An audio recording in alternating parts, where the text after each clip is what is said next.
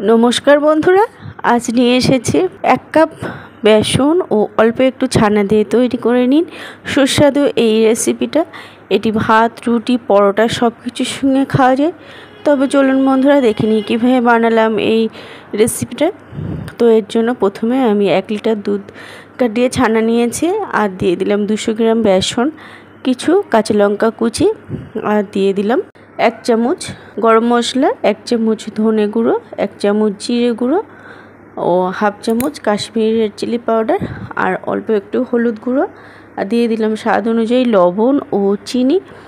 এবার সমস্ত উপকরণের সাথে ছানা ও বেসনটা একটু ভালোভাবে মেখে নেব। এখানে ছানার যে জলটা থাকে সেটা দিয়েই মাখবো। আর আপনাদের যদি একটু জলের প্রয়োজন হয় তো একটু জল ব্যবহার করতে পারেন। তো এটা মাখা হয়ে গেছে এরকম হবে দেখুন। এরপর এর থেকে ছোট ছোট লেচি কেটে হাতে একটু মুট মুট করে এরকম শেপ দিয়ে নেব। মুইঠাগুলো এরকমভাবে বানিয়ে নেব। তো রেডি হয়ে গেছে সমস্ত মুইঠাগুলো।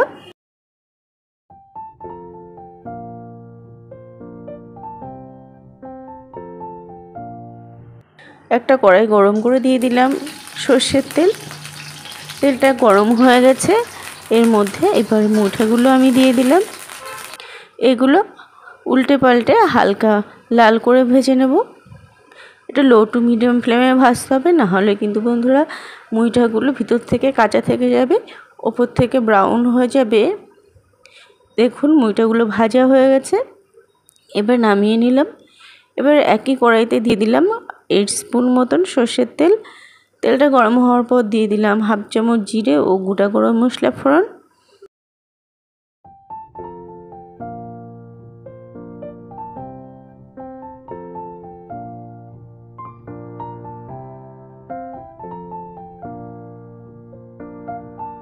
আলুটা লাল লাল করে ভেজে নেব।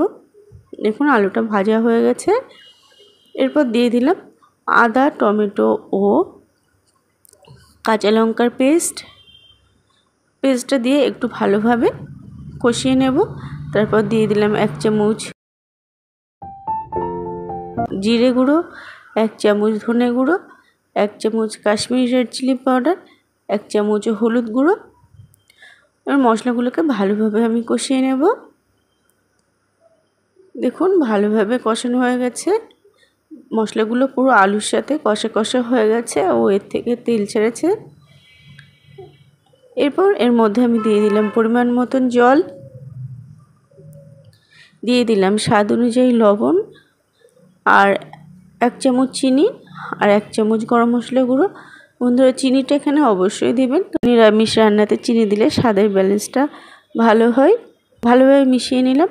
তারপর 10 মিনিট ঢাকা দিয়ে রান্না করে নেব। গ্রেভিটা হয়ে এসছে, আলুটাও সিদ্ধ হয়ে গেছে। এবার মুইঠাগুলো দিয়ে দিলাম। এবার আরও 4 থেকে 5 মিনিট মতন আমি মিডিয়াম টু লো ফ্লেমে রান্না করে নেব। দেখুন গ্রেভিটা একদম হয়ে এসছে, এটা রেডি হয়ে গেছে। এবার এটা নামিয়ে নিলাম।